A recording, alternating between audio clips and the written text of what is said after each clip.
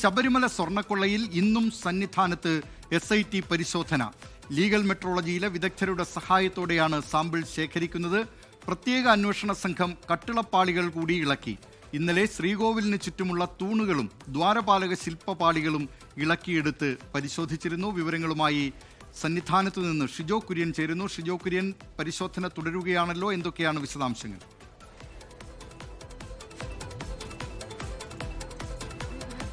ശബരിമല സ്വർണ്ണക്കൊള്ളയുമായി ബന്ധപ്പെട്ടുകൊണ്ട് SITയെ സംബന്ധിച്ചുള്ള ഏറ്റവും നിർണായകമായിട്ടുള്ള ഘട്ടത്തിലേക്കാണ് അവരുടെ അന്വേഷണം കടക്കുന്നത്. ഇന്നലെയാണ് ശബരിമല നട കുംഭമാസ പൂജകൾക്കായി തുറന്നത്. ഈ ശബരിമല നട തുറന്ന 5 മണിക്ക് തന്നെ SIT സംഘം സന്നിധാനത്തിന് സമീപത്തേക്ക് വരികയും ശ്രീകോവിലിന് പിൻവശത്തെ തൂണുകളിൽ നിന്ന് സ്വർണ്ണപ്പാളികൾ ഇളക്കി മാറ്റുകയും ചെയ്തിരുന്നു. അതിന് പിന്നാലെയാണ് ശ്രീകോവിലിന് മുമ്പിലെ തൂണുകളിൽ നിന്നും സ്വർണ്ണപ്പാളികൾ ഇളക്കിയെടുത്തത്. ഇന്ന് രാവിലെയോടുകൂടി ശ്രീകോവിലിന് മുമ്പിലെ കട്ടിളപ്പാളികളിൽ നിന്നുള്ള സ്വർണം പൂർണ്ണമായിട്ട് ഇളക്കി മാറ്റി അത് പരിശോധനയ്ക്ക് വിധേയമാക്കിയിട്ടുണ്ട്. അതോടൊപ്പം തന്നെയാണ് ദ്വാരപാലക ശില്പത്തിൽ നിന്നുള്ള സ്വർണ്ണപ്പാളികളും പൂർണ്ണമായിട്ട് ഇളക്കിയെടുത്തിട്ടുണ്ട്.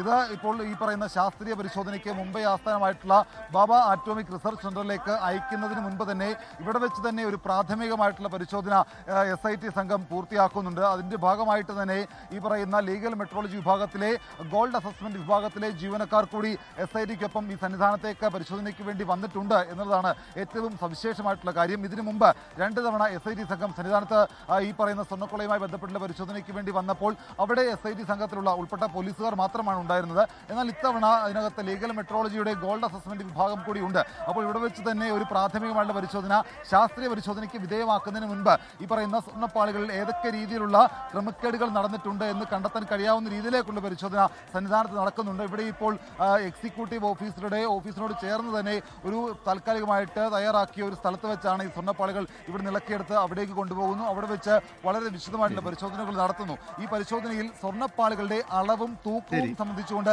കൃത്യമായിട്ടുള്ള പരിശോധനകൾ നടത്തുന്നുണ്ട്. നമുക്ക് എല്ലാവർക്കും അറിയാവുന്നതുപോലെ 1900 കിലോ ചെമ്പും അതുപോലെ തന്നെ 30 കിലോയിലധികം സ്വർണവുമാണ് ഇവിടെ ഉപയോഗിച്ചിരിക്കുന്നത്. അതിന്റെ അളവിലും തൂക്കത്തിലും ഏതൊക്കെ രീതിയിലുള്ള കുറവുകൾ സംഭവിച്ചിട്ടുണ്ട് ആ കാര്യമാണ് ഇപ്പോൾ SIT ഇവിടെ പരിശോധിക്കുന്നത്. അതിനുശേഷം ഇവിടുന്ന് സ്വർണ്ണപ്പാളികൾ ശേഖരിച്ചുകൊണ്ട് ശബരിമല സ്വർണ്ണക്കൊള്ളയിൽ ഇന്നും സന്നിധാനത്ത് പ്രത്യേക അന്വേഷണ സംഘത്തിന്റെ പരിശോധന തുടരുകയാണ്. വിവരങ്ങൾ നൽകിയത് സന്നിധാനത്ത് നിന്ന് ഷിജോ കുര്യൻ.